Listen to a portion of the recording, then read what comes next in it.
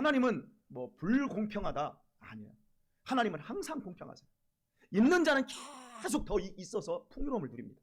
그러나 없는 자는 더 없습니다. 공산주의나 사회주의자는 없는 것 끄집어내 있는 자들 것 뺏어서 없는 사람들과 균등하게 나누자. 저 있는 것을 저 높이 올라간 걸 허물어서 평등하게 이렇게 나누자 그래요. 그런데 하나님의 공평은요, 있는 자들을 밑에서 끌어올려서 위로 올리는 거예요. 자, 5달란트 비유에서 보여질 때 5달란트 남긴 사람은 10달란트를 가졌잖아요. 그죠? 그런데 2달란트를 남긴 사람은 몇 달란트를 남겼죠? 2달란트를 남겼어요. 그런데 1달란트를 남긴 사람은 그걸 뺏었어요. 왜? 아무것도 안 했어. 그리고 놀았어. 그걸 뺏어서 사회주의적인 관점에서 평등하다 보면 그걸 누구에게 줘야 맞아요? 2달란트에서 노력해서 4달란트를 가진 사람한테 붙여줘야 맞는데 하나님은 그걸 10달란트 가진 사람에게 붙여줘요. 그래서 무릇 있는 자는 더 풍성하게 누릴 것이다 그래요. 돈 얘기하는 게 아니에요. 은혜 얘기하는 거예요. 여러분 우리 교회에서도 한번 보세요. 은혜 받는 사람들은 계속해서 은혜 받아. 근데 은혜를 못 받는 사람들은 계속해서 은혜를 못 받아. 그리고 제자리에 있어요. 여러분들에게 지금 필요한 건 은혜예요. 우리 학생들에게 필요한 건 은혜예요. 지금 우리 학생들이 지금 여기에 있는 것과 학교에 있는 것이 달라요. 지금 학교에서 담배 피고 주먹질이나 하고 막 이렇게 막 머리 막 멋들어지게 물고 막 슈트 같은 거 막 딱 해가지고 막 80만 원짜리 막 200만 원짜리 아버지 나도 하나 사줘 이런 거 하고 핸드폰 폴더 쫙 접어가지고 쫙 커지는 거 막 150만 원짜리 이런 거 딱 들고 다니고 그리고 아버지 나 오토바이 따고서는 막 그 1000만 원짜리 막 이런 오토바이 딱 타고 다니는 그런 애들이 아마 있을 수도 있어요. 정말 부럽지요? 그리고 찌질이 앉아가지고 저기 앉아가지고 그냥 공부만 하고 그런 애들 별 볼 일 없는 것도 놀지도 못하고 이러고 있는 애들 있잖아. 그런데 20년만 지나버리면 인생이 완전히 역전돼요. 지금 힘겨나 쓰고 막 그랬던 애들이 나중에 보면 책소리도 못하고 다 뭉그러져 있고요. 지금 바보 천치 같은 애들이 검사하고요, 변호사하고요, 의사하고요, 완전히 역전돼 버려요. 그런 일들을 여러분 봅니다. 그 동창회 같은 데 딱 나가면 그런 바보 천치 같은 애들이 막 활개를 딱 치면서 막 어깨 힘 막 주고 막 이러고 예전에 막 힘겨나 썼다는 그런 애들은 바보 천치 같아. 완전히 바뀌어요. 물론 나 그런 거 꼴보기 싫어 나 안 가.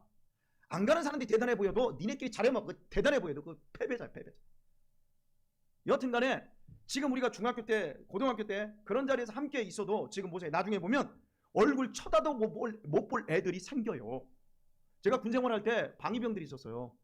그 방위병들이 우리 현역이었어요.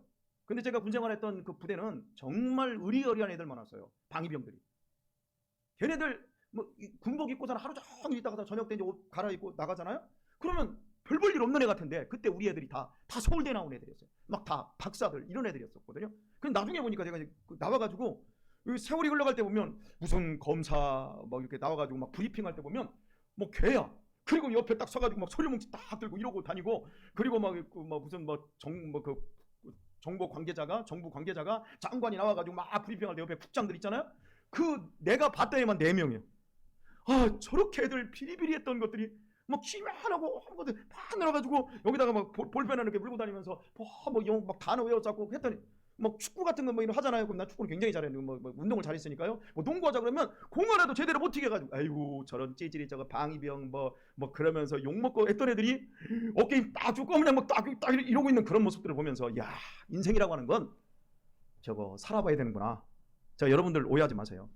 그 직업을 제가 여러분들한테 인생의 소명으로 얘기한다고 착각하지 마세요.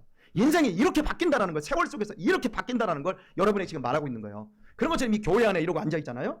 앉아있는데 앞으로 10년 후만 되어도 여기서 은혜를 받은 사람과 은혜를 계속해서 받아가는 사람과 여러분 10년만 지나도 여러분이 완전히 달라져요. 여러분의 삶의 패턴, 여러분의 삶의 과정, 여러분의 삶의 질이 완전히 달라져요. 여기서 20년만 지나봐요. 그러면요 더 달라져요. 지금 똑같은 자리에 있어도 여러분이 달라질 수 있어요. 우리 유신이가 얼마 전에 교회를 잠시 떠나서 다른 교회 큰 교회를 갔어요. 큰 교회를 가가지고 거기서 한 2주 이렇게 공부하다가 이렇게 왔어요. 근데 그 교회가 굉장히 큰 교회예요. 근데 예배하러 간 거예요. 예배하러 갔는데 애들은 굉장히 많은 거예요. 많은데 똑바로 앉아서 말씀을 듣는 애가 한 명이 없는 거예요. 그냥 딱 앉아가지고 다 고개 쳐박고 있고 스마트폰 보고 있고 딱 그러면 갔다 와가지고 아버지 그 교회는 애들은 정말 많은데 예배 드리는 애가 없어. 다른 표현으로 은혜를 사모하는 애들이에요. 여러분에게 제가 윽박지르듯이 설교하지만 은혜를 사모하기를 바랍니다. 은혜 받으시기를 바랍니다. 세상에 있는 그 많은 것들로 여러분의 인생을 채워도 행복이 없어요. 거기에는 은혜가 없기 때문에. 은혜는 행복은 은혜에서만 오는 거예요. 행복은 영원해야만이 그것을 지속시킬 수가 있고, 그리고 그 안에서 내 수없이 많이 변하는 내 삶의 다변화되는 그 속에서도 무너지지 않고 행복한 삶을 살 수 있기 때문에 그런 거예요. 영원한 은혜, 그 은혜를 여러분 꼭 받으시길 바랍니다. 그런데 은혜가 낳은 삶의 결과가 평강이에요. 어때요 여러분 속에 막 평강 있나요? 여러분 속에 정말 고요함, 흔들리지 않는, 누가 세상이 지금 어떻게 변해도, 내 인생이 어떻게 뭉그러져도 여러분 속에 흔들리지 않고 요동하지 않는 그 평강 있나요? 그 샬롬이 여러분에게 있나요? 불안하지 않아요, 여러분? 여러분의 인생에 대해서 자신 있어요? 아마 굉장히 많이 불안할 거예요. 예수님을 믿는데 10년, 20년, 30년이 지나가는데도 이 은혜라는 말이 선명하게 와닿지 않으면 잘 못 믿고 있는 거예요. 은혜를 알아갈수록, 하나님이 주시는 영원한 은혜를 알아갈수록 우리는 겸손해지게 되고 있고요, 부드러워지게 되고 있어요. 그리고 더 낮아지고 더 종이 되는 것, 그것이 얼마나 영광스러운지를 스스로가 느끼고 누리게 되어 있어요. 이 은혜를 알아갈 때 열매 맺는 것이 평강입니다. 많은 사람들이 어려움 없이 사는 것, 그것을 평강이라고 착각합니다. 여러분, 그런 인생 없어요. 어려움이 없을 수 있는 인생 그 자체도 없지만, 그런 어려움이 없는데 평강 가운데 행복하게 사는 사람들도 없어요. 여러분 다 살아봤잖아요. 여러분이 살아온 인생, 시험도 많고 환난도 많고 어려움도 많았지요. 우리 학생들 어때요? 지금까지 살아오면서 여러분들은 얼마나 많이 갈등했나요? 그 갈등 아무것도 아니야. 여러분, 저 뒤에 계신 우리 어르신들한테 물을게요. 여러분의 인생에서 가장 행복했을 때가 언제예요?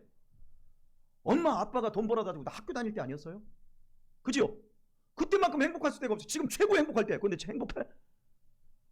행복해? 나는 행복합니다. 정말 행복합니까? 지금 행복하지 않아요. 알아요. 여러분, 지나가 보면 지금도 여러분이 이렇게 지지고 볶아대고 속상하고 힘든데, 여러분이 나와 같은 어른들, 여러분의 부모님 같은 어른들이 되어서 한번 인생 살아봐요. 얼마나 힘들지 상상해봤어요? 그러니까 나는 그렇게 못 살 것 같아. 그러니까 자살이나 하자. 차라리 죽는 게 나아. 그럼 죽는 게 나은 게 아니에요. 요즘 애들이나 청년들, 학생들이 그런 식으로 인생을 망치는 사람들이 정말 많거든. 난 그런 사람들을 보면 너무너무 불쌍해. 목사님하고 손잡고 저기 대구에 중앙역을 꼭 가봐야 돼. 대구 중앙역에서 한 7년 전에 불 나가지고 거기서 사람들이 떼거리로 막 수십 명이 죽었잖아요.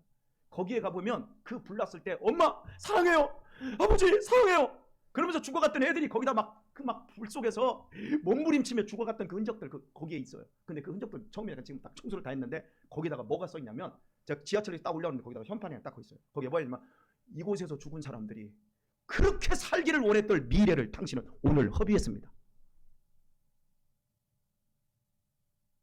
말씀해 줄게요. 우리나라가 잘 살아요, 못 살아요? 엄청 잘 살아요. 여러분은 비교 대상이 없어요. 태어났을 때부터 핸드폰이 있었고, 태어났을 때부터 텔레비전이 있었고, 태어났을 때부터 밥 3끼 꼬박꼬박 먹고, 간식 먹고, 치킨 먹고 다 먹었어요. 그러니까 아무런 걱정이 없어요. 여러분에게 소망이 없는 이유는 뭔 줄 알아요? 절망이 없기 때문에 그래요. 여러분에게 인생에 환희가 없는 것은 여러분의 인생에 진정한 슬픔을 못 만나서 그래요. 여러분에게 배부름이 없는 이유는 배고픔이 없었기 때문에 그래요.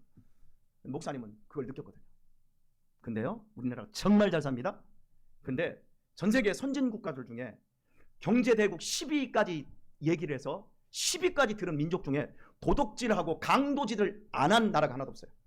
미국, 노예들까지 잡아다가 전 세계를 경험하면서 식민지 만들어 놓고 엄청나게 다른 나라가 다 빼앗아갔어요. 우리나라도 와가지고 어재현 장군 전사하고 어재인기 뺏어가고 저 일산 있는 거 다 훑어가고 얼마나 강도질 도둑질 많이 했는지 몰라. 일본, 경제대국 일본, 우리나라 거 일제시대 다 뺏어갔어요. 저 필리핀, 저 밑에 인도네시아까지 싹 긁어간 아주 악랄한 인간들, 저쪽 만주까지 다 강도질을 했다가 민족이에요. 프랑스, 영국, 네덜란드, 독일, 전 세계 10위 국가들 가운데 어떤 한 나라도 다른 나라 걸 훔치고 빼앗아서 그거 하지 않고 부자 된 나라가 하나도 없어요. 그런데 대한민국만 전 세계 200개 국가가 넘는데 그 중에서 대한민국만 유일하게 다른 나라를 침략하지 않고 강도짓 안 하고도 경제대국 10위가 드는 나라가 대한민국이에요. 5,000년 역사 동안 대한민국이 이렇게 밥 3끼 꼬박꼬박 먹고 한 70년 동안 전쟁 없이 이렇게 살아본 적이 없어요. 이렇게 행복하게 대한민국이 잘 살게 된 이유가 뭔 줄 압니까? 하나님이 은혜를 엄청나게 부어주셨어요. 여러분은 잘 몰라요. 제가 지금 우리 유신이만 할 때 이 겨울에 부흥회 쫓아다녔어요.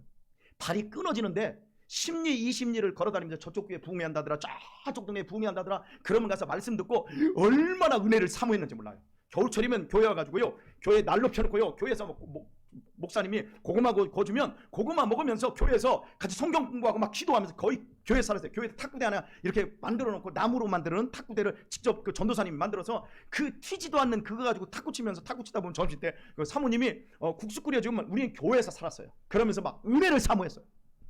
그때 은혜를 사모하면 한국교회가 그렇게 전도하고 했어요. 한국교회가 부흥했고요. 그 은혜의 터 위에 대한민국이 이렇게 잘 살게 됐고 경제 대국이 돼버린 거예요. 우리 친구들, 은혜를 사모하십시다. 은혜를 사모하세요. 여러분, 제 목사를 사모하라는 얘기가 아니요.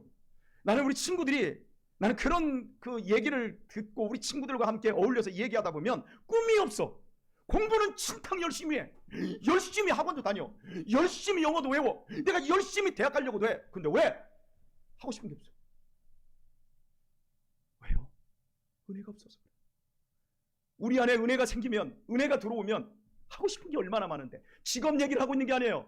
내가 사는 이 삶, 내가 어떻게 하면, 한 번밖에 없는 이 주어진 인생을 어떻게 하면 하나님께 드릴까? 이러면서 우리의 삶을 드려요. 어떻게 널브러져 인생을 살아요? 어떻게 시간 둥글둥글하면서 하루에 영화나 2-3편 보면서 인생의 시간들을 버리고 일주일 내내 아무런 의욕 없이 그냥 방학 생활을 그렇게 보내고, 그렇게 어떻게 시간을 그렇게 보내요? 세상에서 제일 귀한 게 시간인데, 세상에서 제일 아까운 게 시간인데, 그 시간 가지고 우리가 뭐 해야 돼요? 사랑해야 돼요. 그 시간 가지고 우리가 뭐 해야 돼요? 성장해야 돼요. 인생의 목표는 성장하는 데 있어요. 어제보다 오늘 더 성장하고 내일 더 성장하는 그런 사람으로 오늘 우리들을 만들어내는 거예요. 우리 친구들의 인생 속에서 이 은혜와 평강이 꼭 함께하고 열매 맺는 그런 기적이 주어지기를 우리 주 예수님의 이름으로 축원합니다. 네.